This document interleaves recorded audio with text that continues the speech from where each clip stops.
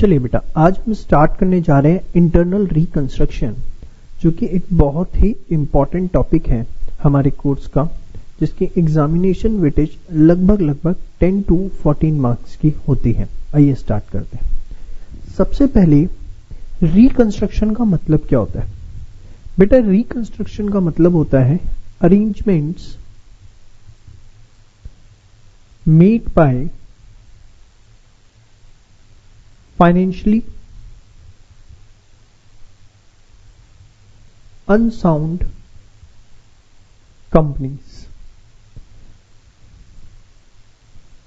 Financially unsound companies जो भी arrangements करती हैं उसको बोला जाता है reconstruction. Sir, financially unsound companies arrangement करती हैं मतलब, ध्यान से समझिए बेटा। सपोज एक कंपनी है आपकी XYZ लिमिटेड। अब XYZ लिमिटेड जो है बहुत लॉसेस बियर कर रही है, इसकी कैपिटल ऑलमोस्ट नेगेटिव हो चुकी है। मैंने क्या बोला? XYZ लिमिटेड है, it is bearing huge losses. Capital जो है वो कंप्लीटली वाइप्ड हो चुकी है। वाइप्ड हो चुकी है मतलब उसकी लायबिलिटीज जो हैं वो ज्यादा हो चुकी हैं इसकी एसेट से, या आप बोल सकते हो इसकी जो नेटवर्थ है वो नेगेटिव हो चुकी है। अब बट XYZ लिमिटेड जो है, इसके डायरेक्टर्स को ऐसा लगता है दो आज हमारी फाइनेंशियल पोजीशन बेकार है, बट अगर हमारी कंपनी को थोड़ा सा फाइनेंशियल सपोर्ट मिल जाए तो हमारी कंपनी दोबारा से रिवाइव कर सकती है। तो इस सिचुएशन को हम बोलेंगे that the directors of the company are interested in reconstruction. Directors of the company are interested in reconstruction, that is they are trying to make certain arrangements so that company can be revived in future. Now, what is this internal reconstruction? Internal means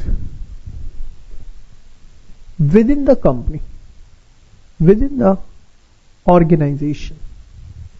मतलब आप organisation के अंदर ही कुछ internal arrangements करने की कोशिश कर रहे हो। लाइक आप अपने क्रेडिटर से नेगोशिएट करते हो, जाके क्रेडिटर्स को बोलते हो कि सर हमने आपको 3 लाख रुपए पे करने हैं 3 महीने बाद, बट हमारे पास नहीं है। अगर हमारी कंपनी आप आज वाइंड अप भी करवा देते हैं तो आपको कोई फायदा नहीं होने वाला, क्योंकि हमारे पास उतने एसेट्स ही नहीं है कि हम आपको पे आउट कर पाए।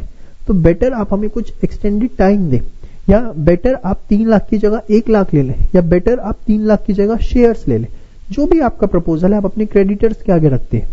सेम वे आप डिबेंचर होल्डर्स के पास जाते हैं कि जी रिडम्पशन का टाइम आ गया है, हमें आपको पेमेंट करनी है, बट हमारे पास कुछ भी नहीं है, वी हैव बाबा जी का ठुल्लू, so what you are trying to get from us, आपको कुछ नहीं मिल सकता। सो यू शुड अंडरस्टैंड कि आप हमें कुछ एक्सटेंडेड टाइम दें and then only we can pay you.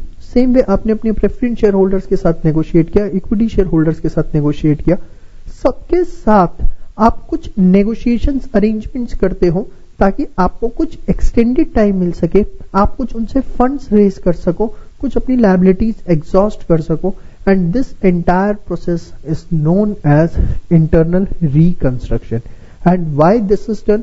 Just with the purpose to revive the company again. मैं आपको बड़ा अच्छा एग्जांपल देता हूं। आपने एयरटेल सुना है? एयरटेल कंपनी का इंटरनल रिकंस्ट्रक्शन हुआ था in the year 2003। The company was about to wind up, company बंद होने के कगार पे खड़ी थी, और कंपनी को उस समय बट ऐसा लगा कि कम्युनिकेशन सेक्टर में हम आगे निकल सकते हैं, डायरेक्टर्स को ऐसा लगा कि वो आगे निकल सकते हैं, तो they opted for the process of internal reconstruction. इतना आसान नहीं होता, आपको शेयर होल्डर से परमिशन लेनी पड़ती है, कोर्ट में पूरा प्रपोजल देना पड़ता है, उसके बाद जब वो एक्सेप्ट हो जाता है then only you can opt for internal reconstruction. So what I can say about internal reconstruction कि it's a stage just before the winding up, कि winding up से पहले जो आपको एक proposal दिख रहा है वो internal reconstruction है, under which the directors of the company are trying to make certain financial arrangements internally. Internally means internally creditors, shareholders, or you can say the stakeholders of the company. Now, अब इसके अंदर हमें यहां पर सारा का सारा इसका अकाउंटिंग एस्पेक्ट देखना है कि किस तरीके से हम उसकी अकाउंटिंग करेंगे. चलिए, फॉर द पर्पस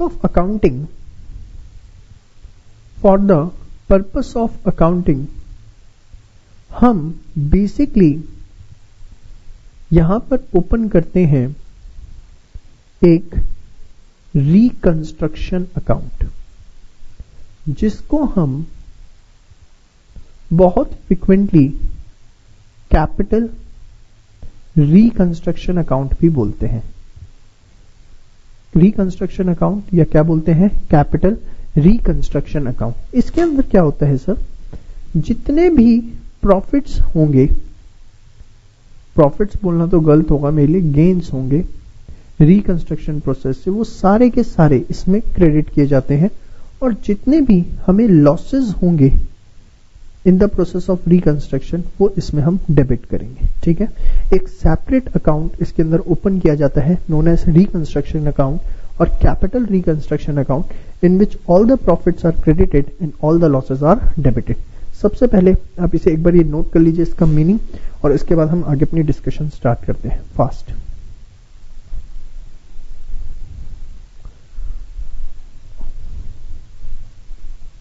चलिए, नाउ अब हम एक एक करके अपनी पूरी डिस्कशन इन डिटेल लेके जाने वाले हैं. अकाउंटिंग, ध्यान से देखिए.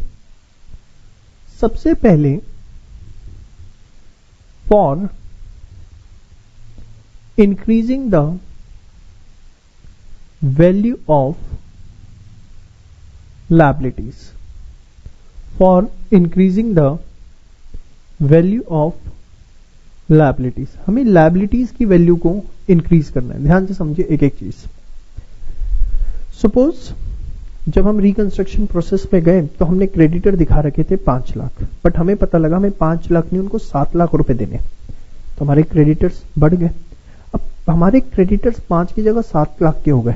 बेटा, नुकसान है या फायदा है? सर नुकसान है, क्योंकि लायबिलिटी बढ़ रही है. और लॉसेस अगर होते हैं, ध्यान से देखिए, तो मैंने आपको बताया कि लॉसेस के केस में हम रिकंस्ट्रक्शन अकाउंट जो है उसको क्या करेंगे सर, डेबिट करेंगे.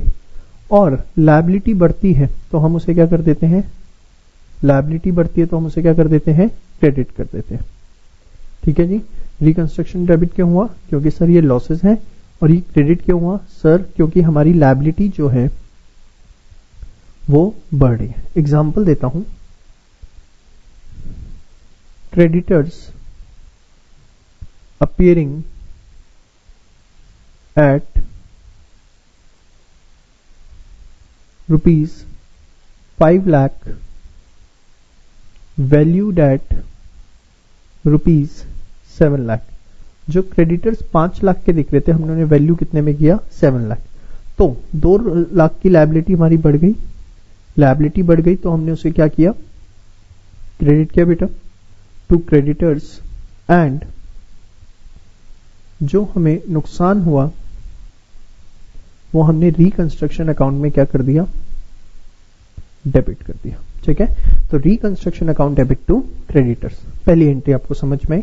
Next, same way for decreasing the value of liabilities, liabilities की वैल्यू डिक्रीज करने के लिए हम क्या करें, for decreasing the value of liabilities. ध्यान से समझिए. For decreasing the value of liabilities, liability कम होती है तो क्या करते हैं हम उसे सर, डेबिट करते हैं. भैया जिनका अकाउंट्स कमजोर है वो ये बात याद रखना, असेट्स अगर बढ़ते हैं तो डेबिट, कम होते हैं तो क्रेडिट. लायबिलिटी अगर बढ़ती है तो क्रेडिट, कम होती है तो डेबिट. हाँ चलो, लायबिलिटी हमारी कम हो रही है तो हम क्या करेंगे, डेबिट. और लायबिलिटी का कम होना हमारे लिए फायदा है तो हम उसे रिकंस्ट्रक्शन अकाउंट में क्या कर दिया, हमने उसे क्रेडिट कर दिया. ठीक है जी. एक एग्जांपल लेते हैं, ध्यान से देखिए. Bills payable of rupees 3 lakh are no longer required to be paid. Bills payable जो कि कितने के हैं, 3 लाख रुपए के हैं, वो अब हमें पे करने की जरूरत नहीं है. अब bills payable of rupees 3 lakh are no longer required to be paid. इससे मेरी जो लायबिलिटी है बेटा वो कम हो रही है या ज्यादा हो रही है? सर कम हो रही है. तो मैंने क्या किया, लायबिलिटी कम हो रही है, मैंने इसे डेबिट किया. बिल्स पेबल डेबिट 3 लाख, और ये हमारे लिए एक तरह से फायदा है, तो मैंने इस फायदे को ट्रांसफर कर दिया टू रिकंस्ट्रक्शन अकाउंट. कितना? 3 लाख. ठीक है जी. तो दो एंट्रीज आपको क्लियर है, for increasing the value of liabilities and second is for decreasing the value of liabilities. आइए आगे बात करते हैं. Third, for increasing the value of assets. Assets की वैल्यू अगर बढ़ रही है, ध्यान से देखिए आराम से बेटा, अगर एसेट्स बढ़ रहे हैं तो उसको हम क्या करते हैं? डेबिट.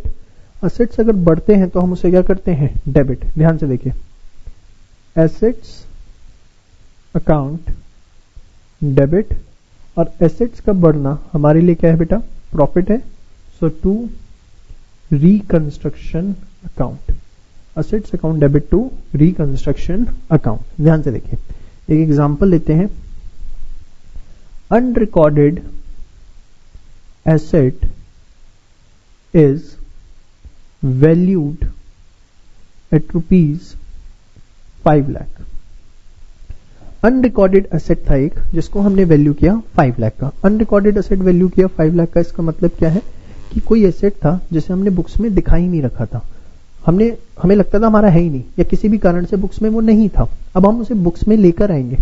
एक एसेट जिसकी वैल्यू 0 थी, अब हम उसे बुक्स में लेकर आ रहे हैं. कितने का? 5 लाख रुपए का. तो प्रॉफिट है सारा का सारा.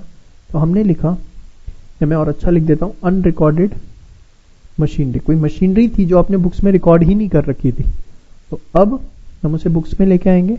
वैल्यू बढ़ रही, machinery account debit, how much? 5 lakh rupees, और सारा का सारा मेरे लिए प्रॉफिट है, जिसको मैंने ट्रांसफर कर दिया कहां पर? To reconstruction account. तो machinery account debit to reconstruction. Got it. चलिए आगे बात करते हैं. Fourth, for decreasing the value of assets. अगर हमें एसेट्स की वैल्यू को डिक्रीज करना है तो क्या होगा बेटा? एसेट्स की अगर वैल्यू कम हो रही है तो वो हमारे लिए एक तरह से लॉस है या प्रॉफिट है? सर लॉस है. तो लॉस है तो बताओ बेटा क्या करोगे? सर हम रिकंस्ट्रक्शन अकाउंट को डेबिट करेंगे. ठीक है. और ध्यान से समझिए, एसेट्स की वैल्यू कम हो रही है, एसेट्स कम होते हैं तो मैंने भी आपको बताया एसेट्स कम होते हैं तो आप क्या करते हैं? क्रेडिट. तो टू एसेट्स अकाउंट. ठीक है. एग्जाम्पल के तौर पे investments of book value rupees 10 lakh valued at rupees 50,000. 10 lakh रुपए की आपने बुक्स में इन्वेस्टमेंट दिखा रखी थी, जिसकी हमने वैल्यू लगाई. कितनी निकली? 50,000 रुपए. तो हमें नुकसान हुआ. कितने का नुकसान हुआ बेटा? हमें नुकसान हुआ 9,50,000 का. हमें जो नुकसान हुआ वो हुआ 9,50,000 का. To investments how much? 9,50,000. तो आपने चारों चीजें अच्छे से देखी कि लायबिलिटी बढ़ेगी, लायबिलिटी कम होगी, एसेट्स बढ़ेंगे, एसेट्स कम होंगे. आप पहले यहां तक सारा नोट डाउन कर लीजिए, उसके बाद हम अपनी डिस्कशन को आगे बढ़ाते हैं. फटाफट इसे नोट करिए फास्ट. सुनो, हमने 4 एंट्रीज अब डिस्कस कर लिए. आगे बढ़ते हैं हम. For reducing the paid up capital. बड़े आराम से रिलैक्स होके इस एंट्री को समझना। इसमें मैं आपको बहुत सारी बातें सिखाऊंगा, ध्यान से, बहुत ही इंपॉर्टेंट फैक्टर है। ये एंट्री आपको समझ में आ गई तो इंटरनल रिकंस्ट्रक्शन के ऑलमोस्ट आपके कॉन्सेप्ट क्लियर हो जाते हैं।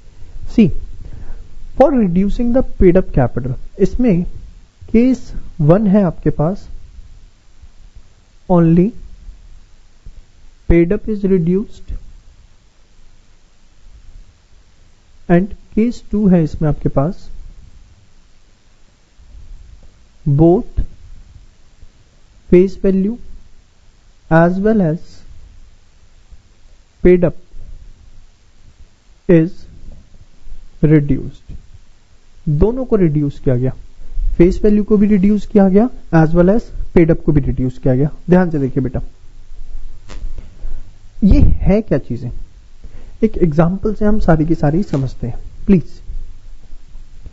सपोज एक कंपनी है XYZ लिमिटेड, ठीक है। XYZ लिमिटेड के 10,000 शेयर्स हैं ऑफ ₹10 ईच, ठीक है। तो कितने के हो गए बेटा, 1 लाख रुपए के। और मैंने बोला फुली पेड है, मतलब शेयर होल्डर्स ने, बड़े शरीफ शेयर होल्डर्स हैं, उन्होंने सारा अमाउंट पे कर रखा है, ठीक है। XYZ लिमिटेड ने अपने शेयर होल्डर्स से जाके कहा कि सर आप अपनी पेडअप कम करवा लो। सर पेडअप कम करवा लो मतलब उन्होंने ये बोला कि आपके 10,000 शेयर है 10 रुपए के, आपने, हम मानते हैं आपने 10,000 रुपए 10 रुपए पर शेयर पे कर रखा है, फुली पेड है। फुली पेड का मतलब फेस वैल्यू भी इनकी 10 थी, बट आप अपनी इस कैपिटल को रिड्यूस करवा लो।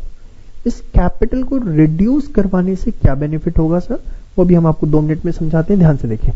मतलब XYZ limited reduced the paid up capital by ₹3 पर शेयर।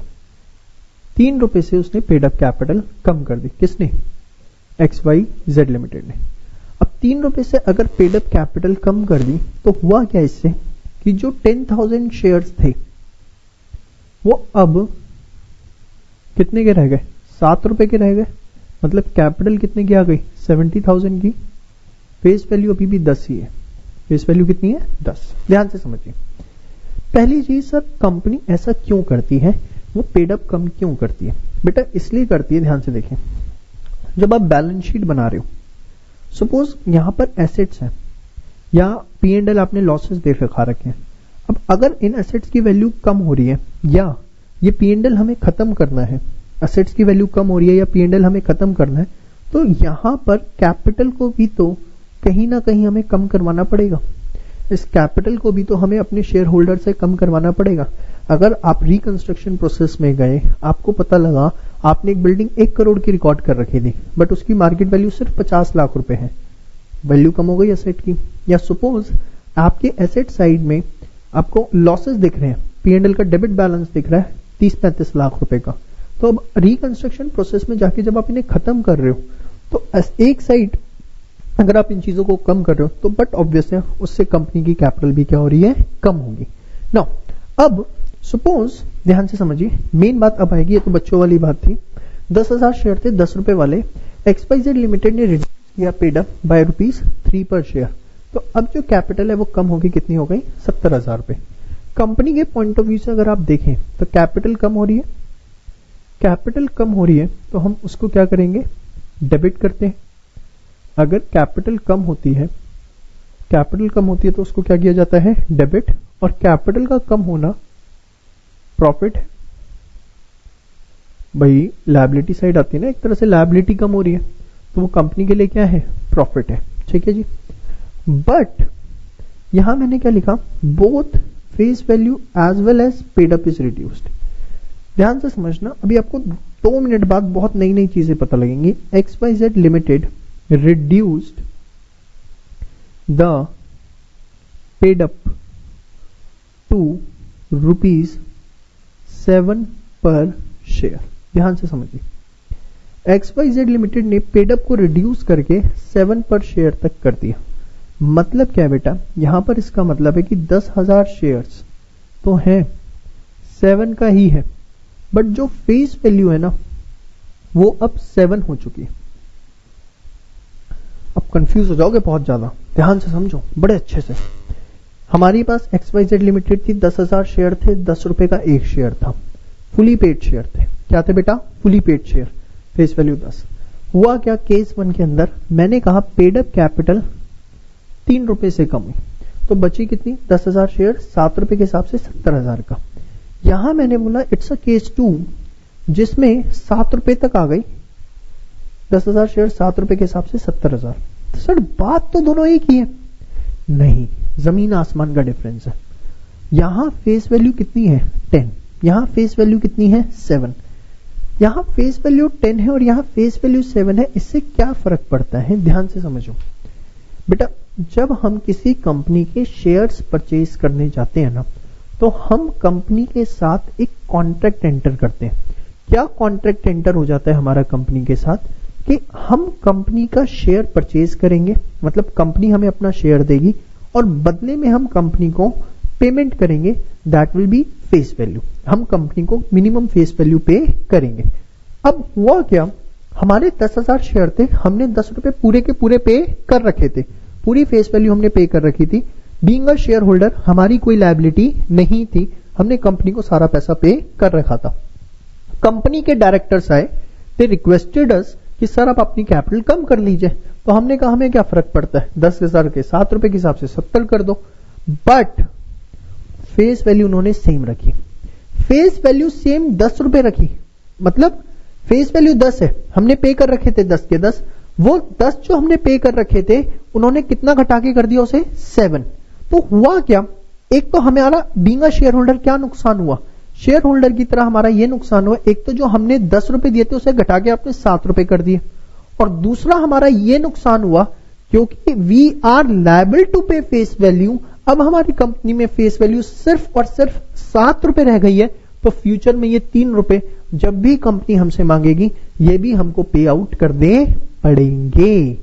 इट इज लाइक आप मेरे पास आए, मैंने आपको बोला बेटा फीस जो है आपकी कॉर्पोरेट अकाउंट्स की 10,000 रुपीज है, आपने 10,000 रुपीज डिपॉजिट करवा दिए।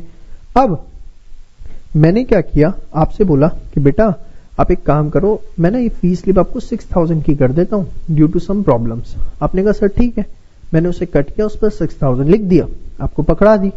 अगले दिन रिसेप्शन पर मेरे स्टाफ ने रोक लिया और आपको बोला फीस। आपने कहा मैंने तो सारी पे करी थी, मैंने स्लिप दिखाओ, स्लिप दिखाई, आपने कितनी थी? 6,000। फीस कितनी थी? 10,000। तो एक तो आपने जो 4,000 पे किए वो डूब गए, और क्योंकि अब आपके स्लिप पे 6,000 आ चुका है और फीस थी 10,000 रुपए, तो यू आर लायबल टू पे ₹4,000 इन फ्यूचर। ये वो सिचुएशन है जहां शेयर होल्डर डबल तरीके से मरता है।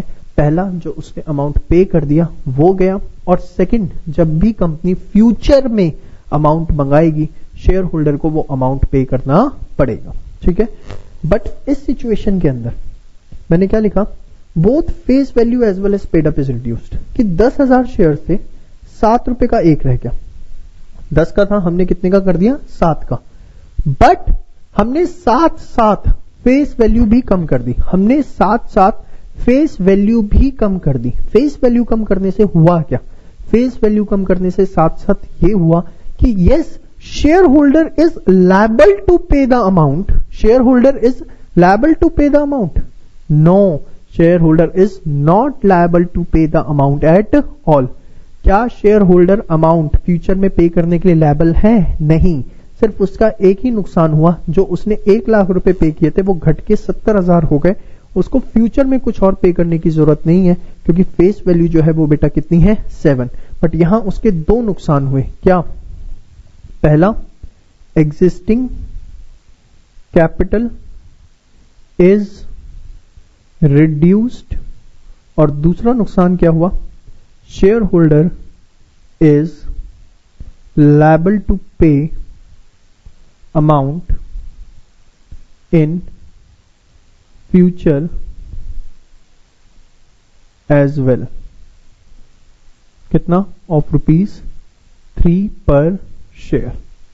ठीक है बेटा, जबकि इस केस के अंदर only existing capital is reduced. सिर्फ एग्जिस्टिंग कैपिटल रिड्यूस हुई है. Share holder is not liable to pay any amount in future. In future share holder किसी भी तरीके का अमाउंट पे करने के लिए लायबल नहीं है. तो यहां मैंने लिखा only paid up is reduced, यहां लिखा both face value as well as paid up is reduced. आपको दोनों सिचुएशन क्लियर होंगी. अब पहचान कैसे होती है बेटा? अगर क्वेश्चन में बाय लिखा हुआ है तो इसका मतलब it's a case one, that is only paid up is reduced. और अगर क्वेश्चन में बाय की जगह हमने टू लिखा है तो इसका मतलब क्या है? Both paid up and face value is reduced. आपकी जो पहचान होगी वो बाय एंड टू से होगी. Got it? एंड अगर फेस वैल्यू और पेड अप दोनों रिड्यूस हो रहे हैं तो हमें कैसे करना है? सबसे पहले इक्विटी शेयर कैपिटल डेबिट, यहां आपने लिखनी है पुरानी फेस वैल्यू. जो भी पुरानी फेस वैल्यू थी वो सारी शेयर कैपिटल अब जो है वो एग्जॉस्ट हो चुकी है, खत्म हो चुकी है. उसकी जगह कंपनी में नई शेयर कैपिटल आई जिसकी न्यू फेस वैल्यू है. और ये जो सारा प्रॉफिट है ये कहां चला गया? आपका रिकंस्ट्रक्शन प्रोसेस में. आप समझें इस चीज को. यहां तो सिर्फ मैंने पेड अप कम करना था तो सीधी एंट्री कर दी equity share capital to reconstruction. यहां मुझे फेस वैल्यू भी कम करनी है तो पुरानी डिनोमिनेशन की जितनी शेयर कैपिटल थी वो खत्म हो जाएगी, उसको मैं डेबिट करूंगा. नई डिनोमिनेशन की कैपिटल मेरे पास आएगी, उसको मैं क्रेडिट करूंगा और जो भी फायदा है वो रिकंस्ट्रक्शन में गया. एक एग्जांपल से समझते हैं. आइए फटाफट एग्जांपल मैं इसके ऊपर ले रहा हूं. बड़े ध्यान से रिलैक्स होकर एग्जांपल आपको देखना है. एग्जाम्पल तो वैसे मैंने लिया ही हुआ है आपके पास, उसी की एंट्रीज करते हैं. आइए सबसे पहले फर्स्ट वाले की करते हैं. XYZ limited decide reduce the paid up capital by ₹3 पर शेयर. तो only paid up is reduced. तो इस सिचुएशन में बेटा एंट्री क्या होगी? इसमें होगी equity share capital debit to reconstruction. How much amount बेटा?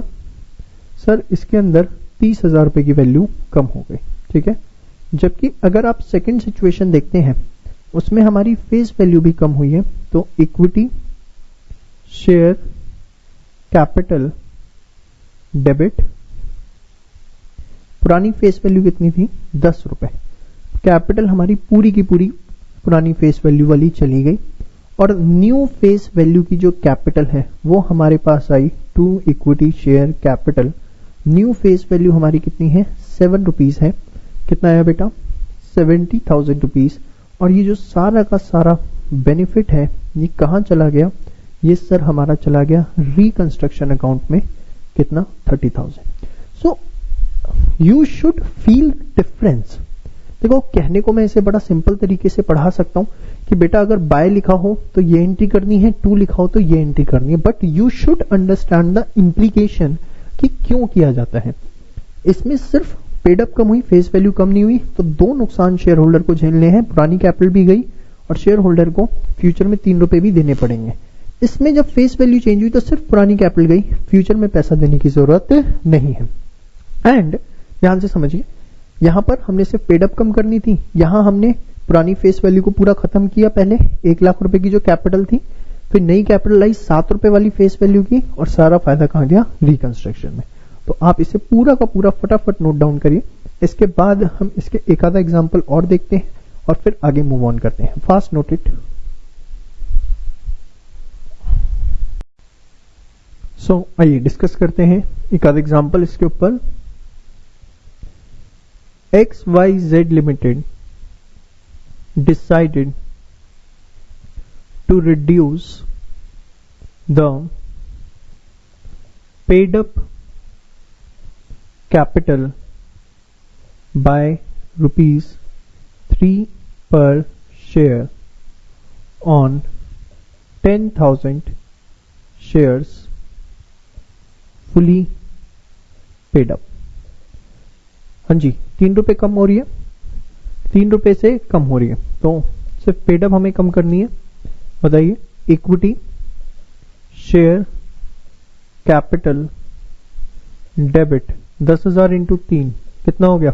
30,000। टू रिकंस्ट्रक्शन फायदा हुआ कितने का? 30,000 का।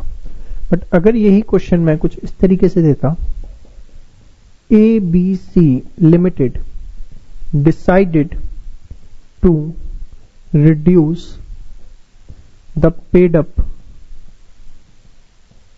to rupees 6 per share on 15,000 shares fully paid up। हाँ जी, इसमें आप कहेंगे कि सर इसमें साथ साथ फेस वैल्यू भी हमारी कम हो रही है, तो equity share capital debit to equity share capital. हाँ जी, कितना था पहले? 10, अब घट के कितना आ गया? 6। सारा बेनिफिट जो है वो कहां चला जाएगा? सर वो चला जाएगा हमारा रिकंस्ट्रक्शन अकाउंट में। 15,000 शेयर थे तो 1.5 लाख, यहां आ गया आपका 90,000 और यहां आ गया आपका कितना? 60,000। Got it. चलिए, तो यह आपने देखा पेड अप रिड्यूस होती है तो हम किस तरीके से चीजों को डील करते हैं। आगे हम बात करते हैं कुछ कॉमन छोटी छोटी एंट्रीज की। For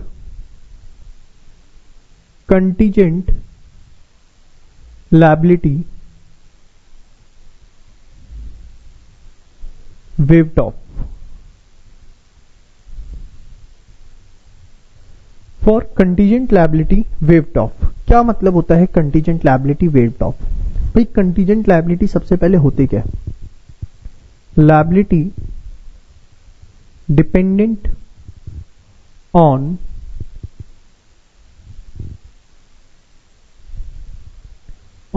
some future event. ऐसी लायबिलिटी जो किसी फ्यूचर इवेंट पे डिपेंड करती है। सपोज मेरे पे किसी ने केस कर रखा है 5 लाख के कंपनसेशन का, तो अगर मैं केस हार गया तो मुझे वो कंपनसेशन देना पड़ेगा। तो it's a liability which is depending upon the fact whether I am going to win और lose the case. So this is a contingent liability. और कंटीजेंट लायबिलिटी जो है not recorded in books of accounts, इसको हम books of accounts के अंदर record नहीं करते, बस shown as footnote in balance sheet. उसको हम बैलेंस शीट में एक फुटनोट की तरह शो करते हैं। यही होता है। अब जो चीज आपने कभी बुक्स में दिखाई ही नहीं, आपने उसे कभी लायबिलिटी माना ही नहीं, बुक्स ऑफ अकाउंट्स में जो है ही नहीं, अगर वो खत्म हो गई, वो नहीं है, सच सच बताओ, कुछ एंट्री करेंगे? कुछ एंट्री नहीं करेंगे। अरे कभी हमने उसे अपनी बुक्स ऑफ अकाउंट्स में दिखाया ही नहीं, वो चीज अगर खत्म हो गई, वो वाइप ऑफ हो गई, वेव ऑफ हो गई, तो हमें कुछ करने की जरूरत नहीं है। तो इसके लिए हम किसी भी तरह की कोई भी एंट्री रिकॉर्ड नहीं करेंगे। समझ में आ गई बात? बट ध्यान से सुनिए, अगर मैं कहता हूं पेमेंट ऑफ कंटीजेंट लायबिलिटी, हमें पेमेंट करनी पड़ जाती है कंटीजेंट लायबिलिटी। कंटीजेंट लायबिलिटी की हमें पेमेंट करनी पड़ गई, वेव ऑफ हो गई तो कोई दिक्कत नहीं, कभी बुक्स में दिखाया ही नहीं था। बट सपोज मैंने अपने फुटनोट में दिख रखा था कि मुझे शायद 5 लाख रुपए का कंपनसेशन देना पड़े, और अगर ऑल ऑफ सडन मैं कहता हूं भगवान ना करे मुझे वो कंपनसेशन देना पड़ जाए, तो बेटा वो मेरे लिए लॉस हुआ या प्रॉफिट हुआ? सर लॉस हुआ। तो आपने क्या किया, रिकंस्ट्रक्शन को डेबिट करना है। क्यों? क्योंकि वो आपके लिए एक तरह से क्या है, लॉस है। 2, आपका जो कैश कम हुआ आपने कर दिया टू कैश। होपफुली आपके मन में ये डाउट नहीं आना चाहिए कि सर आप इसकी एंट्री करो क्योंकि लायबिलिटी कम हो रही है तो लायबिलिटी टू कैश। नो, क्यों नहीं मैं लायबिलिटी डेबिट कर रहा, क्यों मैं रिकंस्ट्रक्शन को डेबिट कर रहा हूं? क्योंकि हम उसे बुक्स ऑफ अकाउंट्स में कभी हमने दिखाया ही नहीं। जब वो बुक्स ऑफ अकाउंट्स में है ही नहीं, वो खत्म हो गई तो कोई एंट्री नहीं। और अगर वो अराइज हो गई, मुझे 5 लाख का कंपनसेशन देना पड़ गया, ऑल ऑफ सडन वो लायबिलिटी अगर हमारी अराइज हो गई तो उस सिचुएशन के अंदर वो सारा का सारा पैसा मेरे लिए एक तरह से लॉस है। मैंने रिकंस्ट्रक्शन को डेबिट किया और कैश मेरे पास से जा रहा है, असेट्स क्या हो गए कम, मेरी लायबिलिटी कम नहीं हो रही, वो मेरा लॉस है। आप ये मत सोचो कि पे करने से मेरी लायबिलिटी कम हो रही है। बेटा लायबिलिटी कहां से कम हो रही है? लायबिलिटी तो कभी बुक्स में दिखाई नहीं, तो लायबिलिटी कैसे मान लूं कि लायबिलिटी कम हो रही है? वो तो मेरा लॉस है, इस वजह से डेबिट हो रहा है। समझ में आ गई ना? चलिए, इसके एग्जाम्पल क्या होते हैं? जैसे मैंने आपको बोला लीगल क्लेम्स, कंटीजेंट लायबिलिटी का एग्जाम्पल। अच्छा, बिल डिस्काउंटेड, बिल डिस्काउंटेड ये भी कंटीजेंट लायबिलिटी है। ये क्या होता है? सपोज मेरे पास एक बिल रिसीवेबल आया, बड़े आराम से रिलैक्स होके सुनिए। मेरे पास एक बिल रिसीवेबल आया, बीआर आया मेरे फ्रेंड से, मैंने उसे अपने बैंक से डिस्काउंट करवा लिया क्योंकि मुझे इमीडिएट कैश की रिक्वायरमेंट थी। समझ में आया? मेरे पास बीआर आया, मैंने उसे अपने बैंक से डिस्काउंट करवा लिया, रीजन बीइंग मुझे कुछ कैश की रिक्वायरमेंट थी। अब ऑन ड्यू डेट बैंक जो है फ्रेंड के पास जाएगा और उससे अमाउंट रिकवर करेगा, बट अगर उसने अमाउंट पे नहीं किया तो बैंक किससे रिकवर करेगा? मुझसे रिकवर करेगा। तो this is again a liability for me कि अगर मेरा फ्रेंड अगर बैंक को ड्यू डेट पे पेमेंट नहीं करता है तो पेमेंट मुझे करनी पड़ जाएगी। सो this is again dependent on the fact whether my friend is going to pay the amount to the bank or not. If my friend will give the amount to bank, then this liability will not arise at all. However, if he gets fail in paying the amount to the bank, then this liability will get arised, and that's why it's a contingent liability for me. So bill discounted is again a contingent liability. Third, preference dividend in arrears. Preference dividend in arrears ये क्या होता है? Suppose आपकी कुछ preference share capital है जिसपे आपने पिछले 4 सालों से डिविडेंड पे नहीं किया। आपके पास कुछ प्रेफरेंस शेयर कैपिटल है जिसपे आपने पिछले 4 सालों से कोई डिविडेंड पे नहीं किया। अब आपको ये बहुत अच्छे से पता है कि प्रेफरेंस शेयर कैपिटल 2 तरीके की होती है। प्रेफरेंस कैपिटल 2 तरह की होती है, एक होती है क्यूमुलेटिव और एक होती है नॉन क्यूमुलेटिव। जिनको नहीं पता वो ध्यान से सुने, एक होती है क्यूमुलेटिव और एक होती है नॉन क्यूमुलेटिव। ये क्या होता है? अगर कंपनी प्रेफरेंस शेयर होल्डर्स को सपोज पिछले 3 सालों से डिविडेंड पे नहीं किया या 4 सालों से, और 5th ईयर में कंपनी के पास प्रॉफिट आए, तो कंपनी को 5th ईयर में सिर्फ करंट ईयर का डिविडेंड नहीं देना, पिछले 4 सालों का भी डिविडेंड पे आउट करना पड़ेगा। तो ऑल टुगेदर कंपनी को 5 सालों का डिविडेंड पे आउट करना पड़ेगा, which is known as cumulative preference. ऐसे जो प्रेफरेंस शेयर्स होते हैं उन्हें क्यूमुलेटिव बोला जाता है। क्यूमुलेटिव में क्या होता है कि अगर किसी पर्टिकुलर ईयर में आपने लॉसेस के चलते या किसी भी कारण से डिविडेंड नहीं पे किया तो वो इग्नोर नहीं होता। इन फ्यूचर ईयर्स अगर प्रॉफिट्स आते हैं तो वो आपको सारा का सारा पे करना पड़ता है। नॉन क्यूमुलेटिव, इसमें क्या होता है सर कि सपोज कंपनी ने 3 साल डिविडेंड नहीं पे किया, 4थे साल प्रॉफिट्स आए, वो डिविडेंड पे कर रही है, तो सिर्फ उसे 4थे साल का डिविडेंड देना है अगर वो नॉन क्यूमुलेटिव प्रेफरेंस शेयर्स है। पिछले 3 सालों का उसको डिविडेंड पे करने की जरूरत नहीं है। तो अगर प्रेफरेंस डिविडेंड इन अरियर लिखा हुआ है, इसका मतलब क्या है कि हमने कुछ सालों से डिविडेंड पे नहीं किया। अब हमें कब डिविडेंड ये पे करना पड़ेगा? जब कंपनी के प्रॉफिट्स आएंगे, अदरवाइज हमें ये पे करने की जरूरत नहीं है।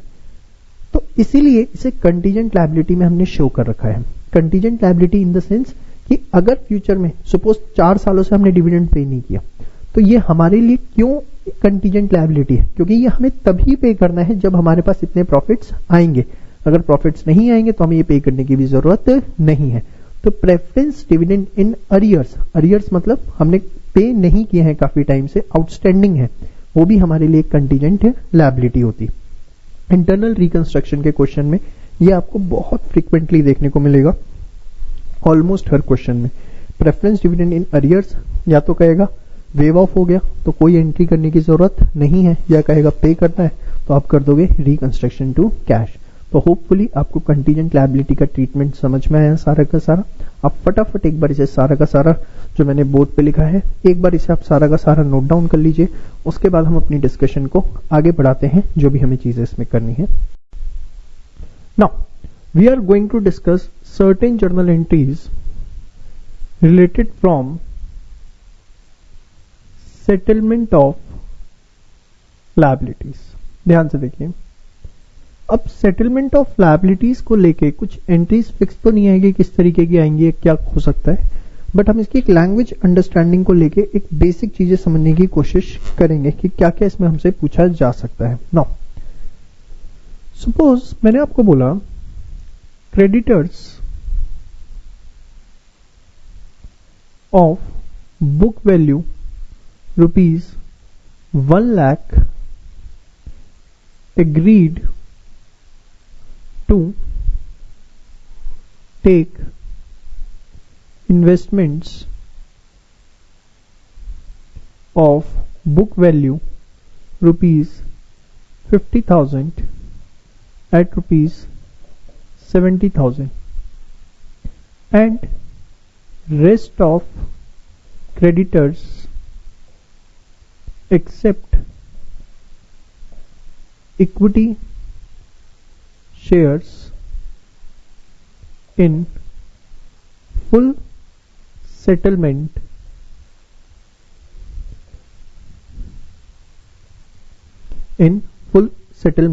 at the rate of ₹10 each। और मैंने यहां लिख दिया टोटल क्रेडिटर्स जो है हमारे वो 2 लाख है। ध्यान से देखिए, कुछ भी आपको लिख के एग्जाम में आ सकता है, आपको उसे बड़े रिलैक्स होके पढ़ना है। कह रहा है क्रेडिटर्स 1 लाख रुपए की बुक वैल्यू के इन्वेस्टमेंट्स लेके जा रहे हैं जिनकी बुक वैल्यू है 50,000 रुपए एट रुपीज, ओहो ये गलत बन गया, एट ₹1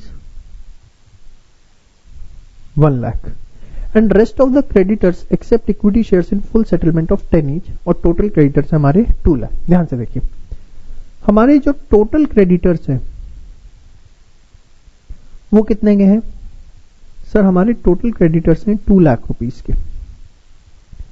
इसमें से हमारे 1 लाख रुपए के जो क्रेडिटर्स हैं वो इन्वेस्टमेंट्स लेके जा रहे हैं। इन्वेस्टमेंट्स की जो बुक वैल्यू है वो कितनी है? 50,000। बाकी के जो 1 लाख के हमारे क्रेडिटर्स हैं they are accepting the shares at the rate of 10 each. यही बात कह रहा है। अब ध्यान से देखें, सबसे पहले हम इसकी एंट्री करेंगे, फिर हम इसकी एंट्री करेंगे प्लीज। क्रेडिटर्स कम हो गए, कितने के? 1 लाख रुपए के। हमारी इन्वेस्टमेंट्स भी हमारे पास से चली गई, बट हमारी इन्वेस्टमेंट्स की जो बुक वैल्यू थी वो तो 50 ही थी, बुक में तो 50 की दिख रही थी। तो एक तरह से हमें पूरे प्रोसेस के अंदर बेनिफिट हुआ, कितने का बेनिफिट हुआ सर? हमें पूरे प्रोसेस में 50,000 रुपीज का बेनिफिट हुआ। समझ में आ गया? क्योंकि इन्वेस्टमेंट की जो बुक वैल्यू थी वो तो बेटा 50 थी ना, वो 1 में लेके गए, तो मतलब हमें 50 का बेनिफिट हुआ। सेकेंड चीज, बाकी जो हमारे क्रेडिटर्स कम हुए, डेबिट किया, वो हमसे क्या लेके गए? Equity share capital. Equity share capital कितने की लेके गए? 1 लाख रुपए की। नंबर ऑफ शेयर्स अगर आप निकालना चाहते हो, 1 लाख रुपए की थे, 10 रुपए का एक शेयर, तो 10,000 शेयर्स निकल के आते हैं। ठीक है बेटा, तो 2 चीजें आपको समझ में आ गई, creditors to investment to reconstruction, creditors to equity share capital. समझ में आया? नोट करिए इसे फर्स्ट। चलिए, इसके अलावा किस तरीके की एंट्रीज आती हैं आराम आराम से डिस्कस करते हैं। ध्यान से देखें, 12% debentures of ₹10 lakh agreed to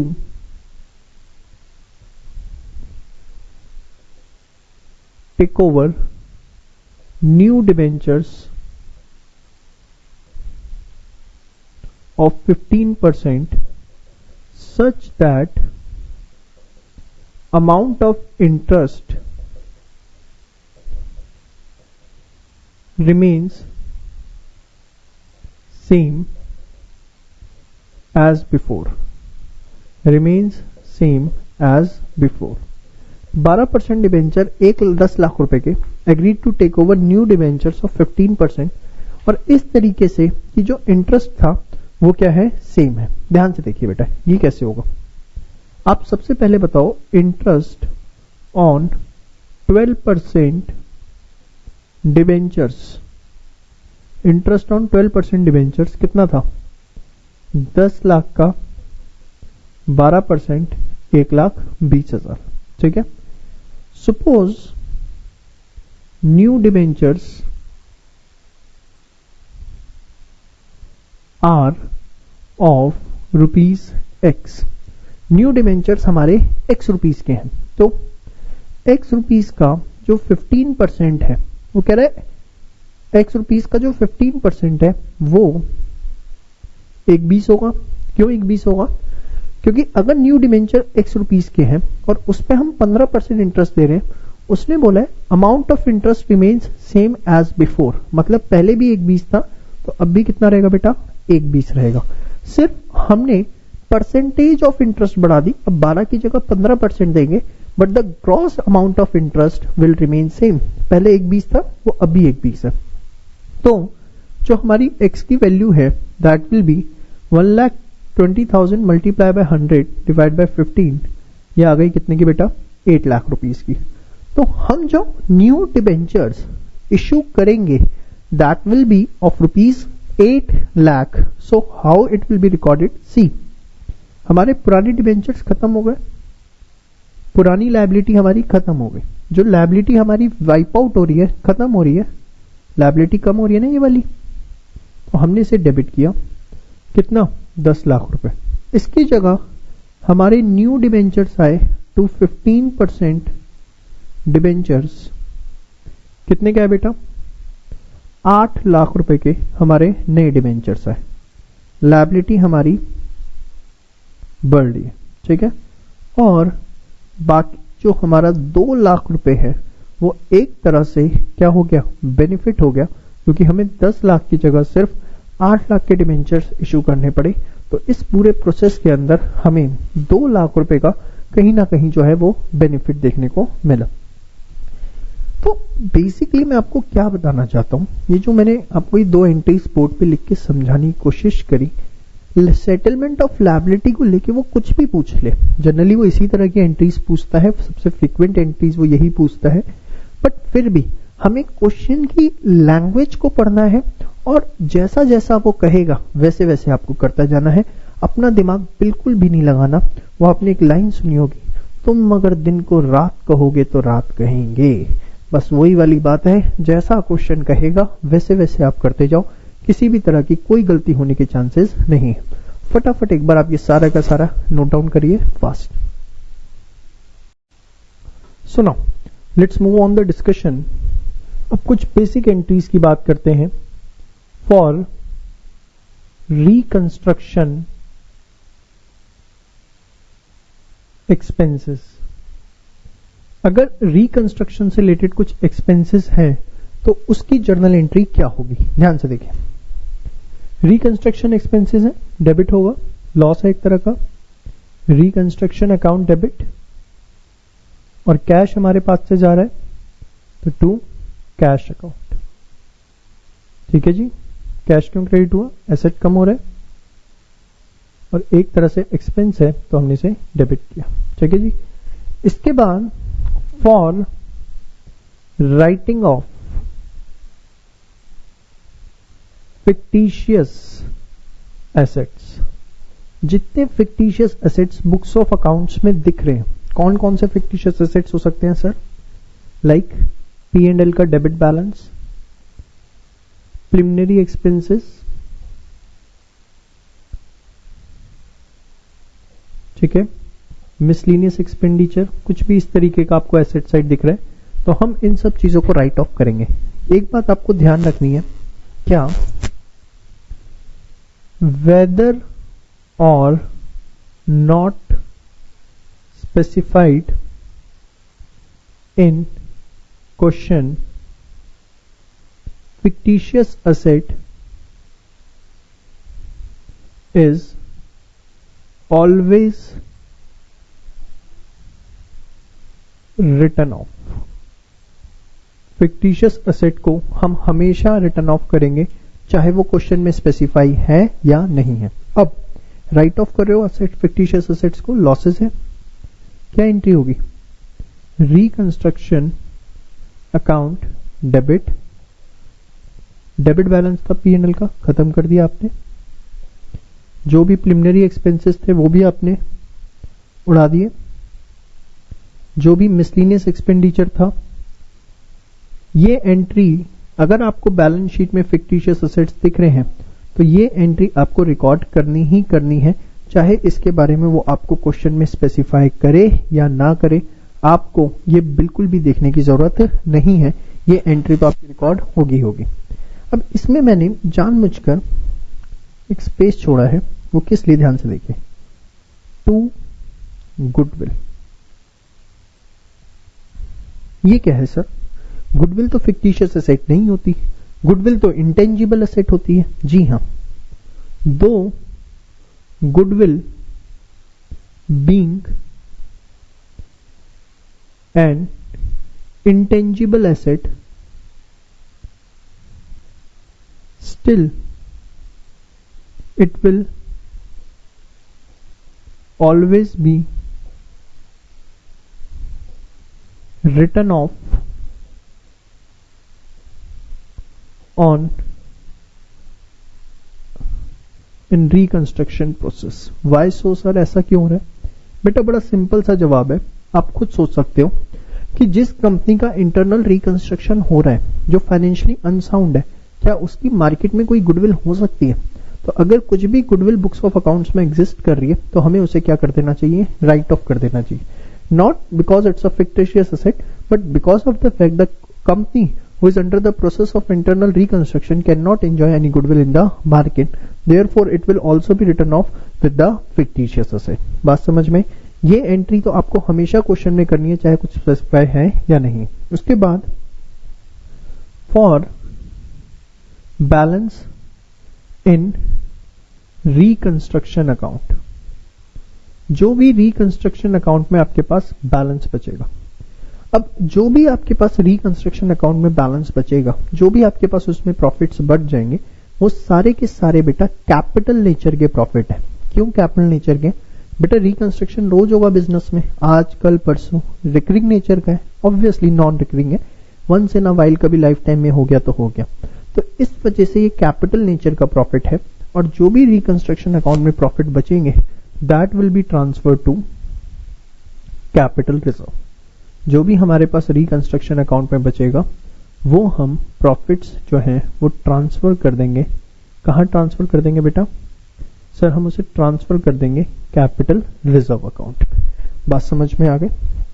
तो बेसिकली आपने मेरे साथ एंट्रीज देखी रिकंस्ट्रक्शन की, हमें किस किस तरीके से क्या करना है आप ये सब नोट डाउन कर लीजिए। नाउ अब हम अपनी डिस्कशन क्वेश्चंस की तरफ मूव ऑन करेंगे। Hello friends, in the part 5 now we are going to start with the surrender of shares. Hopefully you have already seen the part 1 to part 4 of internal reconstruction.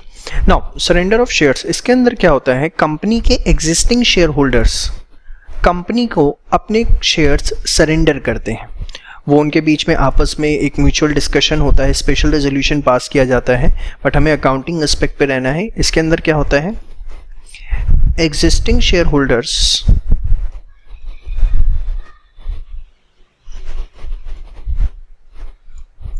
surrender their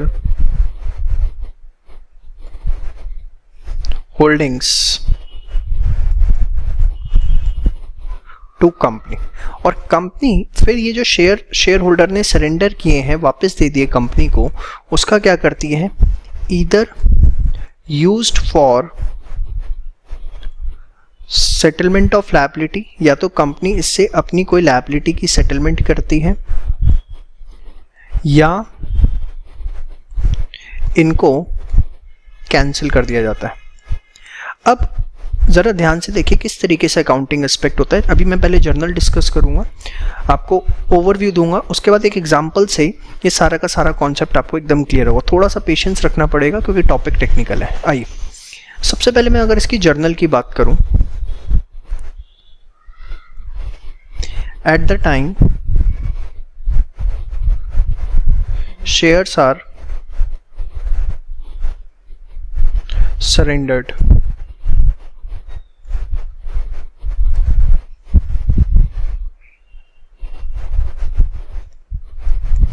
जब company shares को surrender करती है तो क्या होगा। देखिए share surrender हो रहे हैं तो कंपनी की शेयर कैपिटल क्या होगी, कम होगी। शेयर कैपिटल कम होगी तो हम क्या करेंगे, डेबिट। तो क्या बना, share capital debit to share surrender. ठीक है। अब ध्यान से देखें, company suppose in share surrender को क्रेडिटर्स को दे देती है और अपनी लायबिलिटी खत्म करती है। तो फॉर कैंसिलेशन ऑफ लायबिलिटी, भाई अगर कंपनी ने ये शेयर्स देके जो शेयर होल्डर ने सरेंडर किए थे क्रेडिटर से अपना पीछा छुड़वा रही है, कैंसिलेशन हो रही है लायबिलिटी की, तो एक तो कंपनी की लायबिलिटी क्या हो गई, खत्म हो गई। और जितनी लायबिलिटी खत्म हो गई कंपनी के लिए वो सारा का सारा क्या है, प्रॉफिट है। अब आप कहोगे शेयर भी तो इशू हुए हैं, वो भी मैं कर रहा हूं, ध्यान से देखिए। फॉर इशूइंग शेयर्स, क्योंकि कंपनी उनको साथ साथ क्या शेयर्स इशू करेगी, शेयर्स कहाँ से इशू करेगी, शेयर सरेंडर में से। तो उसके लिए एंट्री होगी शेयर सरेंडर, जो कि आपका डेबिट हुआ था, क्रेडिट हुआ था, वो अब उतना बैलेंस कम हो जाएगा जितने शेयर आपने सरेंडर किए हैं, और इसकी जगह पिक्चर में क्या आ जाएगी, टू शेयर कैपिटल। बात समझ में आई? तो आपको होपफुली मेरी बातें समझ में आ रही हूँ। शेयर सरेंडर करने के लिए entry share capital to share surrender, फिर लायबिलिटी कम हो रही है तो क्रेडिटर डेबिट, और ये सारा का सारा फायदा है। शेयर इशू कर रहे हैं तो share surrender to share capital. थोड़ा थोड़ा समझ में आ रहा है, सफिशिएंट, क्योंकि एक एग्जांपल लूंगा सारी बातें समझ में आ जाएंगे। ठीक है। अब for balance in share surrender, अगर कुछ बैलेंस बच गया शेयर सरेंडर में तो कंपनी के लिए वो सारा का सारा मुनाफा हो गया, प्रॉफिट हो गया, यस और नो। तो जितना भी बैलेंस है शेयर सरेंडर में, शेयर सरेंडर से वो ट्रांसफ़र हो जाएगा कहाँ पर, रिकंस्ट्रक्शन अकाउंट में। वो सारा का सारा कंपनी के लिए क्या है, प्रॉफिट है। अब ये चार एंट्रीज इसके अंदर बेसिकली होती हैं, ए बी सी डी। अब मैं चारों एंट्रीज के बेसिस पर आपको कुछ क्वेश्चन प्रैक्टिस करवाता हूँ ताकि आपका ये कॉन्सेप्ट और क्लियर हो। ठीक है, आइए चलिए, क्वेश्चन आपके सामने है। XYZ Limited has share capital of ₹10 lakh. Shareholders decided to surrender 30% of holdings. आप आराम से क्वेश्चन पढ़ते जाओ, उसकी जर्नल एंट्री करते जाओ। 30% ऑफ होल्डिंग, तो 10 लाख का 30% कितना होता है, 3 लाख। तो एंट्री क्या होगी, share surrender debit, share capital debit to share surrender. Company की कैपिटल कम हो गई, और टू शेयर सरेंडर कितना हो गया, 3 लाख। 3 लाख, बात समझ में आ गई। इसके बाद out of the share surrender half of the shares are issued to creditors of ₹2 lakh. आप बताओ इन फुल सेटलमेंट, आपने आपको बोला कि जितने के शेयर सरेंडर हुए, कितने के हुए बेटा, 3 लाख रुपए के। इसमें से आधे शेयर्स, आधे कितने होते हैं, 1.5 लाख के। ये मैंने इशू किए किसको, क्रेडिटर्स को। तो पहले आप इशू की एंट्री करो, क्या एंट्री होगी बताओ, share surrender debit to share capital. कितने से? 1.5 लाख और 1.5 लाख। और आप ये बताओ, इन शेयर सरेंडर जो हुए हैं, इनको इशू करने से आपकी लायबिलिटी कितने की खत्म हो गई? 2 लाख रुपए की। ठीक है, तो क्रेडिटर्स आपके 2 लाख रुपए के खत्म हो गए। क्रेडिटर्स डेबिट 2 लाख, जितनी की लायबिलिटी खत्म हुई है सारा का सारा अमाउंट कहाँ चला जाएगा? रिकंस्ट्रक्शन में। अब आपके मन में यहाँ एक आधा डाउट आ सकता है, वो मैं अभी क्लियर करता हूँ आपको क्या डाउट आ सकता है। Creditors to reconstruction. अब कितना बैलेंस बचा शेयर सरेंडर में? 3 लाख सरेंडर हुए थे, उसमें से 1.5 लाख यहाँ पर इशू होगा, तो बचा कितना? 1.5 लाख। तो यहाँ पर share surrender debit to reconstruction कितना बेनिफिट होगा? 150। ठीक है, जितना बैलेंस बचा वो हमने सारा यहाँ ट्रांसफर कर दिया। आपको मन में क्या डाउट आ सकता है कि सर आपने क्रेडिटर टू रिकंस्ट्रक्शन जो है वो 2 लाख से क्यों किया? क्योंकि अगर क्रेडिटर 2 लाख के थे तो हमने उन्हें 1.5 लाख के शेयर्स भी तो दिए हैं, तो ऐसा तो हमारा प्रॉफिट जो है वो 50,000 हुआ। ये मन में आपके डाउट आ सकता है, ध्यान से समझिए। अगर आप बेटा टोटल देखो, मैं आप ही की बात ऊपर कर देता हूँ, यहाँ प्रॉफिट हुए 50,000 के, और जो आपके शेयर सरेंडर हुए थे वो तो सारा ही आपका एक तरह से प्रॉफिट ही है भाई। शेयर सरेंडर जो हुए वो सारा का सारा क्या है? आपका प्रॉफिट। तो 3 लाख के वो प्रॉफिट हुए थे और 50,000 के ये, क्योंकि 2 लाख के क्रेडिटर 1.5 लाख में मान गए, तो टोटल कितने के हुए? 3.5 लाख। आप देखो एंट्री से वो 3.5 लाख ही आ रहा है, 1.5 लाख यहाँ आ रहा है और 2 लाख यहाँ आ रहा है। कितना आ रहा है यहाँ पर? यहाँ पर भी आपका 3.5 आ रहा है।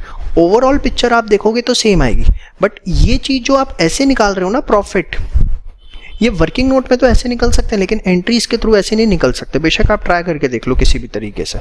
एंट्री आपको ऐसी करनी पड़ेगी कि आप पहले शेयर सरेंडर करो, जितने के इशू हो गए उसे इशू करो, जो लायबिलिटी पूरे अमाउंट से, सिर्फ प्रॉफिट अमाउंट से नहीं, पूरे अमाउंट से आपने उसे क्या कर दिया? सेटल कर दिया। और उसके बाद शेयर सरेंडर टू रिकंस्ट्रक्शन।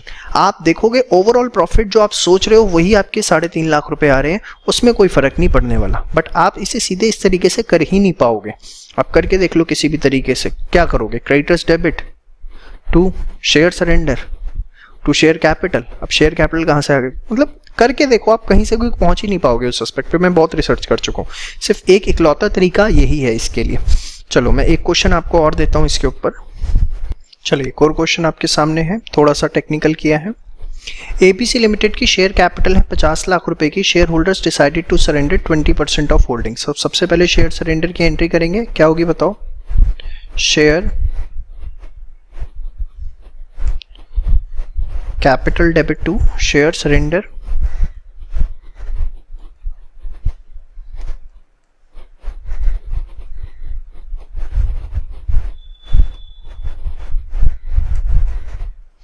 कितने से?